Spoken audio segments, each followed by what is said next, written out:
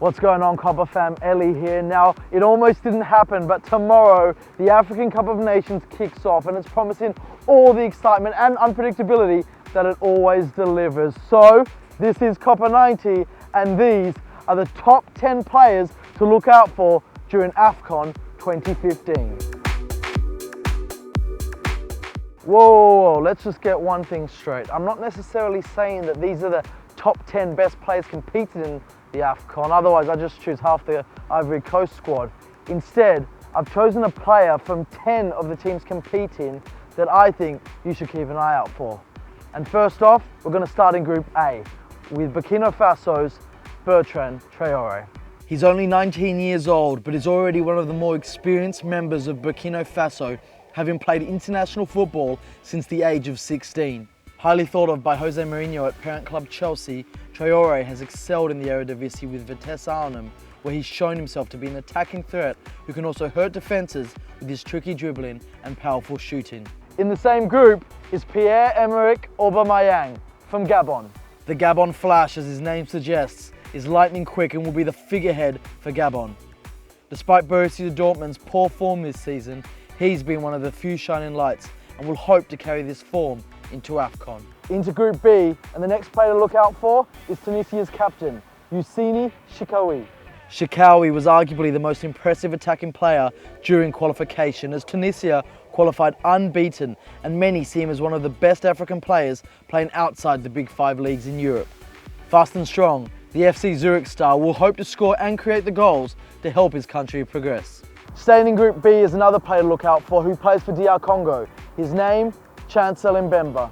Such is the form of this Anderlecht defender that he's earning himself the nickname the New Company in Belgium, which is a pretty decent comparison. Mbemba isn't the largest of defenders, but he is blessed with bags of pace and an almost telepathic reading of the game. Linked with a big money move to the Premier League, the AFCON could be the perfect window to impress potential suitors. Moving on to Group C, you've got Algeria's superstar, YACINE Brahimi. Algeria is the highest ranked country in Africa at the moment, and I fully expect Brahimi to show why. Last season, the attacking midfielder was brilliant for Granada in the Spanish La Liga, which earned him a move to Portuguese giants Porto, before he then more than played his part as Algeria reached the last 16 in Brazil. With an eye for goal, as the Champions League hat-trick this season proves, he's technically good with excellent touch and can dribble past any number of opponents. Definitely one to watch. Sticking with the same group is Ghanaian Solomon Asante. He may not be the biggest name in a squad that includes Andre Ayew and Asamoah Gyan, but Asante has the ability to be a key player for Ghana. At his club TP Mazembe, he is affectionately called Le Diable, the Devil, which explains his cruelty to defenders on the flanks with his combination of skills and speed. At 24 and heading into his second AFCON tournament, Ghana will be hoping that Asante can inspire the Black Stars to glory. Another player I'm expecting to tear up Group C is Tokelo Ranti of South Africa. Ranti is a huge reason that South Africa went unbeaten in qualifying for this tournament with 4 goals in 6 matches. That South Africa only scored 10 in total only highlights Ranti's importance.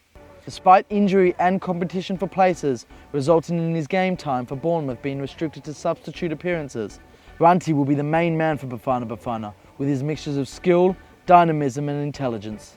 Into the fourth and final group, and the first player to look out for there is Eric Choupo-Moting from Cameroon. If the indomitable Lions are to progress, you can be sure that their vice-captain will need to be a key player for them.